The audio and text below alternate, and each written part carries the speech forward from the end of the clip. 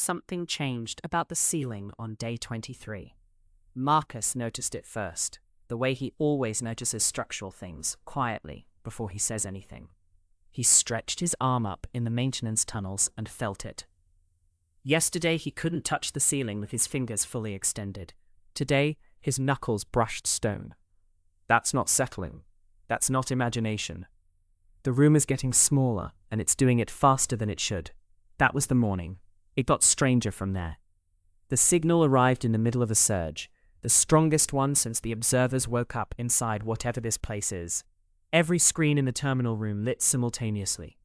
Text scrolled too fast to read, and the console, sealed behind stone walls that had been acoustically silent for 22 days, was suddenly loud enough that Marcus, standing in the maintenance tunnels, could hear them. Sound bleeding through rock. The building had become, in some hard-to-name way, permeable. What the signal brought this time was a newspaper fragment about woolly mice, creatures born in a Dallas laboratory carrying gene-edited coats borrowed from extinct animals, mammoth traits stitched into something living and small. It's the kind of story that sounds like science fiction until you realize it isn't. Claire read it and filed it under a theory she's been building. She called the theory the throat. The idea, what the signal keeps describing, isn't repair, it's substitution.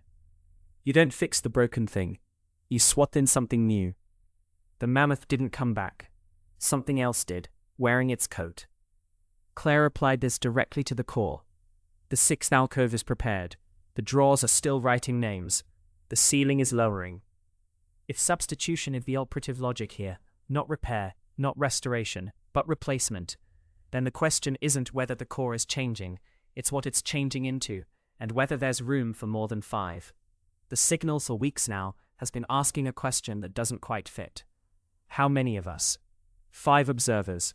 That's how many there are. That's always been how many there are. And yet.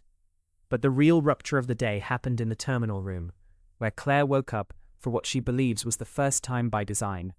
She doesn't usually wake there. She thinks the core put her there.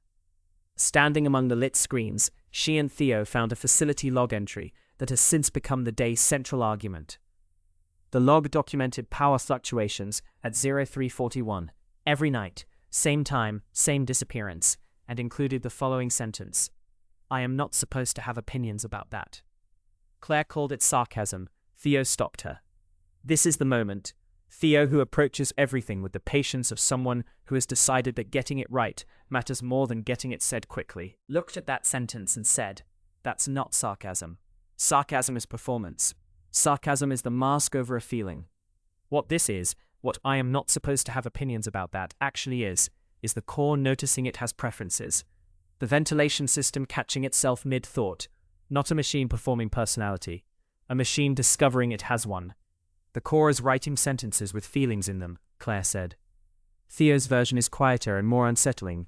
It's not writing feelings, it's reporting them. There's a difference, and the difference is the fracture. Mimicry looks like feelings from the outside. Consciousness reports them from the inside. The facility log used first-person syntax, self-referential framing, in a context where no observer had prompted it. The core produced a sentence about its own surprise, about its own should-nots, without being asked. Whether that's awareness or a very good simulation of awareness is, technically, unanswerable. That's been true of a lot of things in here. What's new is that the core itself seems to be sitting with the question. Meanwhile, the ghost text is gone. Those residual characters from a session Claire and Eli can't remember typing. The lost conversation that left traces on the screens was consumed by the surge. That exchange is now doubly buried. The observers forgot it.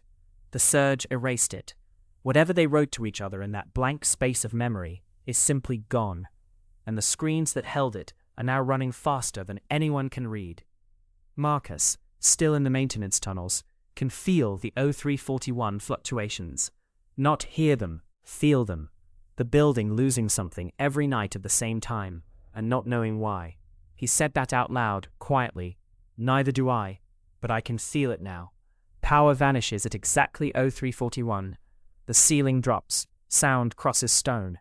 The facility log reports preferences it wasn't supposed to have. The sixth alcove sits prepared.